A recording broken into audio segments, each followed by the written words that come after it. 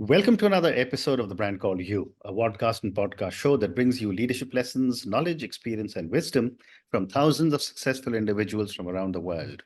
I'm your host, Ashutosh Garg, and today I'm delighted to welcome a very accomplished professional, a fellow member of the YPO from New Jersey, USA, Mr. Samir Mittal. Samir, welcome to the show. Thank you, Ashutosh. Really pleased to be here. Thank you. Samir is an investor and chief executive officer with Axiom Service Management. He's also co-founded Futuristic Equity LLC, which is a family office mandated to acquire operating companies and real estate opportunities. And as I mentioned, he's a fellow member of the YPO. So Samir, before we get into anything else, tell me about your own journey in brief. So my journey has been fairly unconventional. Came to the US, did my undergrad, got a job, did my master's, got another job. And while I was in that job, I got an opportunity to get into starting my own company. One of my mentors, who you may know, Sunil Kumar, he basically said, you can always go back and get a job. Yep. If it's a good opportunity, try it, why not?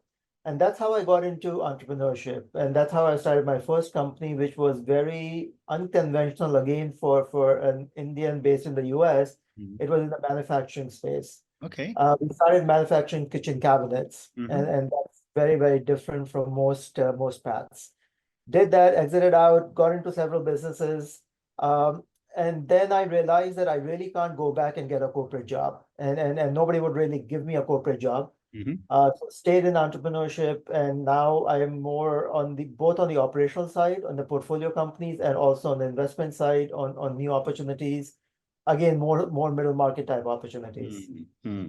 And how do you balance the roles of an entrepreneur and an investor in so many different ventures?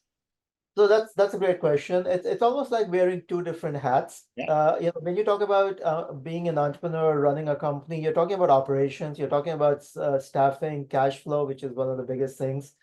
When you talk about being an investor, you're looking to get deep into the company and very, very quickly learn the business.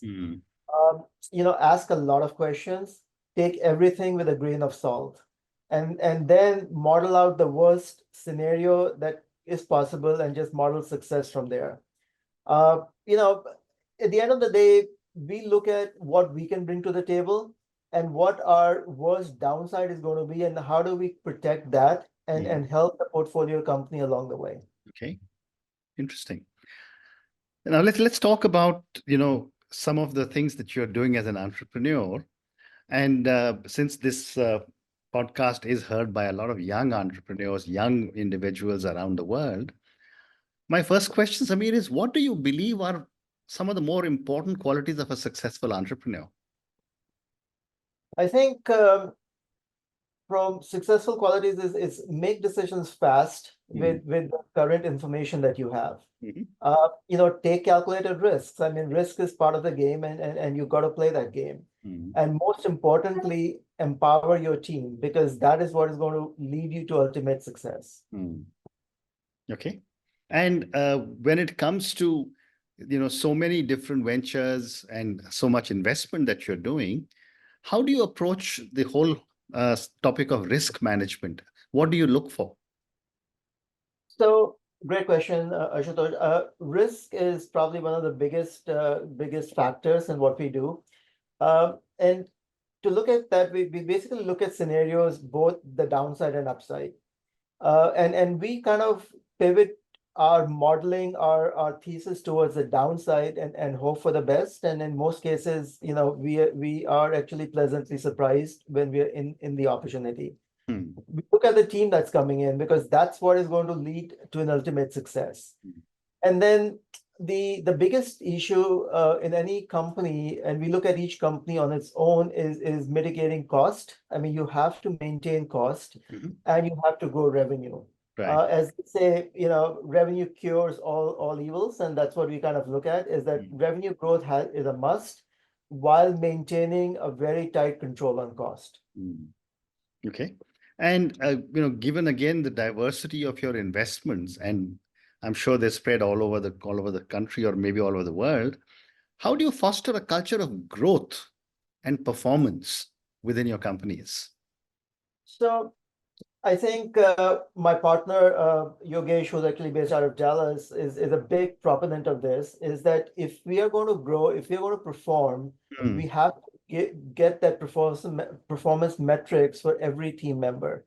And we also have to reward them, make sure that team members grow with us, both professionally and personally, mhm, whether it's through comp, whether it's through flexible work schedule, whatever it might be. mm, I think both of us really believe that our growth, our success, our is going to come from performance from everybody, and that's why they deserve to be part of our journey. mm. And can you give me an example of any one company where you've been able to implement what your thoughts are on growth and performance culture? And I, of course, don't want names of companies at all. So I think we do look at everything at a portfolio company basis, but policies and what we do is overall at the whole core level. Mhm, So whatever is done at one company is done at another company. mhm, And the biggest drivers, of course, of revenue are sales, and that's what we want to make sure is that they are well rewarded. They have all the tools that they need in order to be successful. mhm, Obviously we are cautious at every step, and that cautiousness really never goes away. mm, It's call it trust, call it whatever it might be, but that cautiousness has kind of led us to be successful. mm. Okay. And what is your process for devising financial and strategic solutions to improve business performance? So one of the things that we came up with very early on was a shared services model. Mhm, So all the back office work, which is HR, finance, accounting, legal, M&A, mm, we kind of do it at a consolidation level at the whole core. mm, We basically want our management team to focus on revenue, mm, and don't really want them to worry about they have to raise capital or they have to deal with HR issues or anything like that. We provide that support to every portfolio company. mm, I think that has led to an overall success where the role of management becomes much more forward looking. What can we achieve? How can we grow? What strategic plans can we put in? Versus having to deal with the day-to-day minutia, which is taken care of for them. I think that has been very, very successful for mm. us. Well said. Well said. Samir, how do you manage post-acquisition transition to ensure profitability? Because there are a lot of challenges that happen once you acquire a company. So again, an interesting question. We don't look at it as a post-acquisition strategy. We kind of get in front of it. We'll use the classic 30, 60, 90-day model, which is put in place well before the acquisition closes. So we've kind of done a lot of the work before we are actually married, for the lack of a better word. Mhm. And once we get into the deal, we implement it very, very quickly. Mm, And we have the management buy-in before we actually get into the opportunity. And I think that helps implementation and overall buy-in. mm, One thing that I've learned from experience, and unfortunately not a very pleasant experience, is not to go after shiny objects. mm, Be very focused on profitability. Growth will come automatically, but if you want to grow 10 times day one, that's not going to happen. mm. Okay. And what strategies have you found most effective when it comes to building strong management teams? So to answer that question, I would say alignment. That has to be number one. Clear conversation and using YPO forum concepts, which I've learned in my YPO journey. Mm, Very clear conversation, very upfront, very open, very using things like this is what I'm hearing from what you're saying, which is a very known forum concept. Things like that. Trust is the biggest thing when it comes to management teams and mm, investors. So if you can build trust with your management team, I think you're already on the half field line to a large extent. mm. It's interesting you spoke about YPO because that gives me an interesting segue to my next question, which is how has your experience with YPO influenced your leadership style? So I would say in a massive way, it has made me a good listener for sure. It has made me much more patient than I would be in my real life. Concepts like forum, concepts like reaching out for experience share. Uh, Again, I repeat, being a good listener, reaching out to experts within YPO, I think that all has kind of made a huge difference. As a matter of fact, currently we're in the process of hiring a sales team. And one of the things that I did was reached out to a sales expert within a YPO to basically, stress test that team. Mm. I want somebody else's opinion Mm. to what I'm doing, somebody who is an expert, and YPO gives you, amazing access to any kind of expert that you can think of. Absolutely. Very well said. So one more question, and then I want to move to your investment avatar. Can you share your thoughts on the future of entrepreneurship and where you see the most significant opportunities? So I think this is the golden period to be an entrepreneur. It is so easy to open a company. It is so cost effective, I should say, very, very inexpensive to get on an entrepreneurial journey. Getting a team together, people have that mindset of, okay, we want to do something. And what that something is kind of only comes together when you're brainstorming with other people. Mm. That concept has kind of come into the DNA of our society, of our fabric. So it is definitely a very easy period. Capital raising is yes, it's a challenging environment for capital raising, but there's always capital for the right deal. Mm. At the end of the day, it's never easy, but it's never this easy to get into your own venture Mm. Mm. and Okay. try it out. At the end of the day, try it out. I mean, that's all you can do. Yeah. Yeah. Yeah.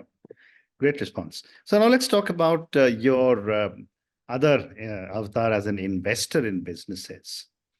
What are some of the factors you consider when you assess a new business venture?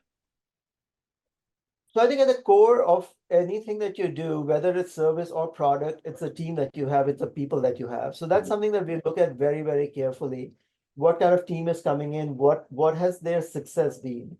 We look at diversity of revenue within the company. If it's one customer is 50% of the revenue, that's a red flag right away. Mm. So that's a big thing for us. We do a deep dive into the industry, whether it's a growth industry, what's pivoting, what's happening. We're looking at a deal right now, which is in the printing and packaging space. Mm-hmm. But 80%, 90% of their business comes from packaging, which is a growth industry, versus 10% comes from printing, which is a dying industry. So we look at those key benchmarks. Mm. Look at historic performances. Although historic sometimes are not an indicator of what will happen, which history technically is, but in company cases, it probably may not be. But we do look at how things have been, what kind of trajectory have they had, and then we look at the growth plans. Right. Where is the company going? What does the management feel? What are they projecting? Things like that we kind of get into. And then the culture, which is, how is everybody interacting with each other? What is the body language when you're in meetings, pre-acquisition, things like that. Mm. Well said. And we are never 100% right, but Mm. at least we have certain key things that we look for. That's true. And again, based on your experience of investing in so many different companies, what are some common pitfalls you've seen companies or investors make during a post-acquisition integration? So I think the biggest thing that happens, and this has happened with us, is that the management that is coming in does not get along with the current management. That leads to, again, mistrust, chaos, not being on the same page. That does happen a lot. Key people exiting out. That's a retention. Any company that you're acquiring has certain intricate, IP, for the lack of a better word, that you don't want to lose, at least for a period of time. So that's another thing that we look at. And then cost mitigation. That's something that we do look at. Okay, what's going to happen from a cost perspective? Mm-hmm. One big change from pre-COVID to now is the overall cost of resources has gone up. Mm-hmm. Nobody would have thought that COVID would hit. Nobody would have thought that COVID would actually change the dynamics where the hybrid work model or work from home model becomes more prevalent and the cost of resources goes up. And things like that you can't kind of put in your model. Things happen, Mm. and you have got to pivot to the best alternative that you can get. Mm. Great response. And given the fact that you mentioned this is the golden period for entrepreneurs, are there any particular industries that you are very bullish about when you look at investments, or are you completely industry agnostic? So we as a team are completely, industry agnostic, but obviously, the biggest buzzword right now is AI. Mm. And everybody is looking at, okay, what can we do in AI? And Mm. nobody really knows or has the deep knowledge, except a few experts, what AI can do or cannot do. Mm. So I think the growth industries is going to be technology, which has been in the past, 20 years, 25 years. I think that trend is going to continue. Mm. Another area that we feel bullish about is healthcare. As there's aging population, there's a lot of healthcare requirements, whether it might be devices, whether it might be drugs, whatever that might be, but something related to healthcare. Mm. And the last thing that we feel that we are not aggressively into right now is consumer products. Mhm. As the wealth dynamics of the world is changing, there is obviously a lot of need for products, a lot of need for services, Mhm. which people can now afford, buy, whatever you might call it. And I think that's a great industry to be part of, an overall consumer related industry. Mm. Wonderful. I've got time for two more questions. How do you balance short-term performance goals with long-term growth and sustainability when it comes to your investments? So, being a family office investment vehicle, we are very long-term focused. We don't have that gun on our head that we have to exit in 5 years or 7 years. We have to exit when we exit. Mm. So we are looking mainly at long-term. For us, short-term is about stabilization and getting alignment with your team, with your customers, with your suppliers, whoever your stakeholders, basically. The midterm is more about growth, and the long term is about sustainability and perhaps monetization. So for us, I think out of the three buckets, we are basically focused on a long term kind of a thesis. Mm. Thank you. And my last question to you, Samir, and this is for the many, many, many people who will listen to our conversation. You've been a quintessential entrepreneur, who's been successful in so many different businesses. What would you say are three lessons that you would want our viewers and listeners to take away from your journey? So Ashutosh, as we started this conversation, one thing that I had said is this is the golden opportunity to be an entrepreneur. Yeah. To that effect, I would say don't be scared to venture out. The Mm. worst can happen is that you'll fail and then you'll bounce back. I mean, that is a learning in itself. Correct. Number two, take calculated risks. Mm. Without risk, there is no rewards. Correct. And if you take calculated risk, you're doing the best you can with the information that you have at that point in time. Correct. And lastly, surround yourself with folks that can help you, guide you, whether it's Mm. mentors, whether it's boards, whether it's consultants, Mm. experts, whatever it might be. Listen, listen, listen, and then you can kind of come up with a thesis that Mm. is well thought out, and you can implement it. Very interesting. And on that note, Samir, and your three amazing lessons, don't be scared to venture out. This is the golden period for entrepreneurs. Take calculated risks. There's no risk without any, there's no risk, no reward kind of philosophy. And third one is there is good, get a good management team of people, surround yourself with good people, and the golden mantra, listen, listen, listen. Thank you so much for speaking to me about your own amazing journey. Thank you for speaking to me at such length about so many different perspectives you have on entrepreneurship. Thank you also for giving me your perspectives on what you look for when you look at investments in different kinds of businesses. Thank you again and good luck to you. Thank you. Thanks. Thank you for listening to the brand called You Videocast and Podcast, a platform that brings you knowledge, experience, and wisdom of hundreds of successful individuals from around the world. Do visit our website www.tbcy.in to watch and listen to the stories of many more individuals. You can also follow us on YouTube, Facebook, Instagram, and Twitter. Just search for the brand called You.